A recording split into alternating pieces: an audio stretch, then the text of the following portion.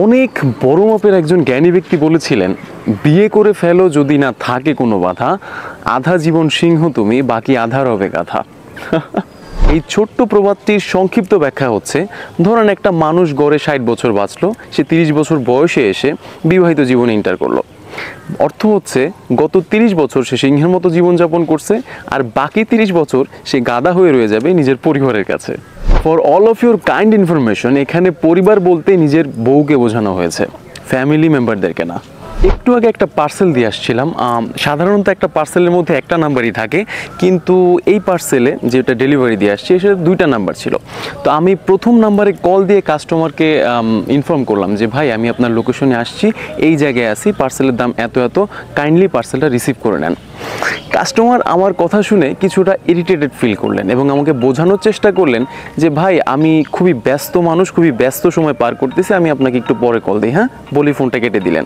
তো যেহেতু I am the senior person of this service sector, এই জবের মধ্যে, তো আমি তো কাস্টমারের কথা শুনে বুঝে গেছি যে তার আসলে পার্সেল রিসিভ করার মতো কোনো ইচ্ছা বা সদিচ্ছা কোনোটাই নেই। তো চিন্তা করলাম যেহেতু কাস্টমার পার্সেল রিসিভ করবে না, আমি আমার পরবর্তী গন্তব্যে চলে যাই। ঠিক তখনই মনে পড়লো, যেহেতু পার্সেলের মধ্যে 2টা নাম্বার দেয়া আছে, আমি দ্বিতীয় নাম্বারে ট্রাই করে দেখবো কিনা। কারণ অনেক সময় 2টা নাম্বার এই কারণে দেয়া থাকে, যদি কাস্টমারকে প্রথম নাম্বারে না পাওয়া যায়, আমরা যেন দ্বিতীয় নাম্বারে তার সাথে যোগাযোগের চেষ্টা করি। তো যেই ভাবা সেই কাজ, আমি কাস্টমারকে ওই দ্বিতীয় নাম্বারে কল করলাম। কলটা রিসিভ করলেন একজন ভদ্র মহিলা। আমি তাকে পার্সেলের বিষয়ে জানালাম যে আপু, আপনার পার্সেলটা নিয়ে আসছি, এই লোকেশনে আসি, কাইন্ডলি পার্সেলটা রিসিভ করে নিয়ে যান। ওই আপুটা আমার কথা শুনে বললো, ভাই আমি তো পার্সেলটা রিসিভ করার জন্য আরেকটা নাম্বার দিয়েছিলাম, ওই নাম্বারে কি যোগাযোগ করেন নাই? আমি বললাম জি আপু, আমি যোগাযোগ করেছি, কিন্তু ওই ভাই বললো যে সে খুব ব্যস্ত মানুষ, খুব ব্যস্ত আছে, সে পার্সেলটা এখন রিসিভ করতে পারবে না, এই কারণে আপনাকে কল করছি। এই কথা শুনেই ভদ্রমহিলা 3 সেকেন্ডের জন্য চুপ হয়ে গেলেন এবং আমাকে বললেন, আচ্ছা ঠিক আছে ভাই, আমি বিষয়টা দেখছি, কথাটা বলে ফোনটা কেটে দিলেন। ঠিক 2 থেকে 2.5 মিনিট পর ওই ভদ্রমহিলার হাজব্যান্ড আমাকে কল করলেন। কল করে বললেন, ভাই কোথায় আছেন? তাই আমি বললাম, ভাই আমি এই জায়গায় এই লোকেশনে দাঁড়ায় আছি। তিনি খুব স্বতঃস্ফূর্ত প্রাণবন্ত কণ্ঠে বললেন, ভাই আপনি পার্সেলটা নিয়ে ওই মার্কেটে যাবেন, ওই মার্কেটের নিচে একজন দোকানদার আছে, ওই দোকানদারকে পার্সেলটা দেবেন, ওই দোকানদার আপনাকে টাকা দিয়ে পার্সেলটা রিসিভ করে নেবেন। আমি তো কিছুক্ষণের জন্য হয়ে গেলাম। মানে যেই লোকটা কিছুক্ষণ আগেও ব্যস্ততার অজুহাত দেখায় পার্সেল রিসিভ করতে চাইতেছিল না, এখন সে আরেকজনের অ্যাড্রেস দিচ্ছে পার্সেল রিসিভ করানোর জন্য।